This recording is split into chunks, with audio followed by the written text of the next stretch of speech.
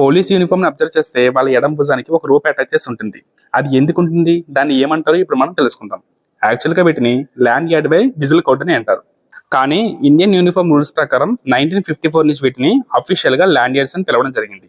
అయితే మొట్టమొదటిసారిగా ఫ్రాన్స్ దేశంలో వీటిని ఉపయోగించారు. ఈ ల్యాండ్ యార్డ్స్ పోలీసులకైతే లెఫ్ట్ షోల్డర్ కు ఉంటాయి. దాని చివర ఒక విజిల్ అయితే అటాచ్ చేసి ఉంచుతారు.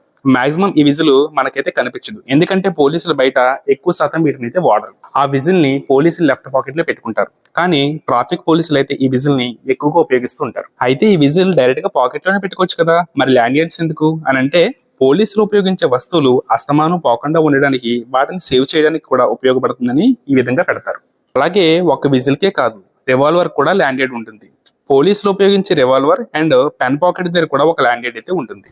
ఈ ల్యాండ్ యార్డ్ కలర్స్ ఒక్కో స్టేట్ లో ఒక్కొక్క కలర్ లో ఉంటుంది. కొన్ని రాష్ట్రాల్లో అయితే రెడ్ కలర్ లో ఉంటుంది, మరికొన్ని రాష్ట్రాల్లో అయితే కాఫీ కలర్ లో ఉంటుంది. Thanks for watching.